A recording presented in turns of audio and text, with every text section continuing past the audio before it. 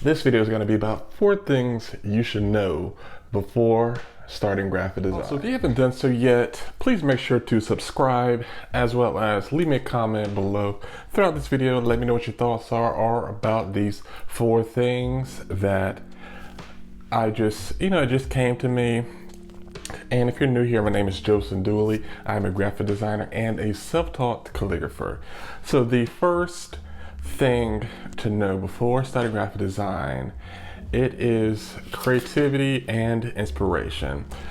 So with creativity and inspiration, you'll never run out of idea.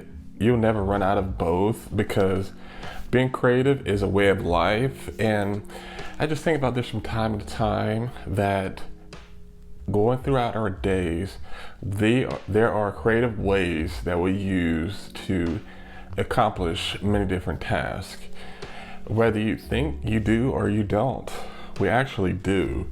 And inspiration, people may be struggling with being inspired or finding inspiration. So, see, I almost stuttered there, or stumbled over my words, whatever you want to call it. Inspiration is all around you, and you can find it in many different ways. And I say that is because I could be inspired by this this headphone case here. I could be inspired by the colors, just the texture, or I could be inspired by the texture of my desk, the color of it. Inspiration is all around you. You could be inspired by something looking out the window, artwork you have on your wall. You could be inspired by videos, Pinterest, Instagram. The options are endless for inspiration. And now, one of the most important things I have to say, this is number 2, which is self-doubt. Self-doubt, it comes in many different ways, even when we don't expect it. It's dealing with imposter syndrome, thinking that your work is not good enough because you know that you have good work and that you put out work that you enjoy, but you could think, man, is this really me, or is it just someone else? Am I actually good enough? Am I good enough for people to actually care about my work? Am I good enough for people to actually want to hire me as a designer?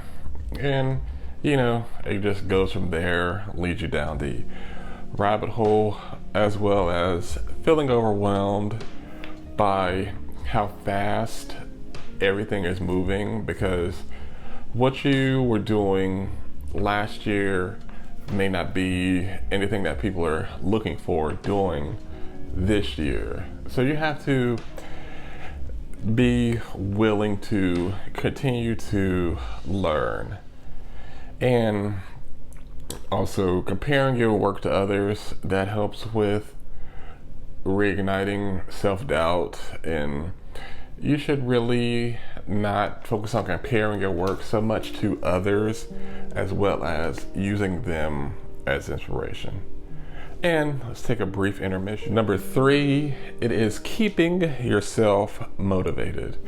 And by keeping yourself motivated, it is staying committed. It's so easy to get bored with all of this and just give up and move on to the next thing, and rinse and repeat and keep creating the same type of results, same cycle. And then you have to be willing to try new things out, because how I mentioned in the last thing, that what you did last year may not work this year. So try new things out, try new programs, new techniques. I mean, why not? You should be willing to do such a thing. And I have to say, for me personally, this is what I realized recently, is that you have to be accepting of failure and moving forward. Accepting failure could be very difficult for some people, especially past failures, because you can be so wrapped up in those and how that whole thing went, and you just keep living in your head, replaying it over and over, like, oh man, why didn't I do it that way? Why didn't I do it this way? Why didn't I do? But you have to just accept the failure and move forward. Also, I want to say thank you so much for all of you sticking this far into the video. We are at the last one.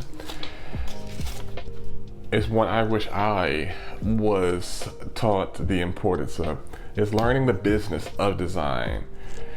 And it starts with learning what you should be paid.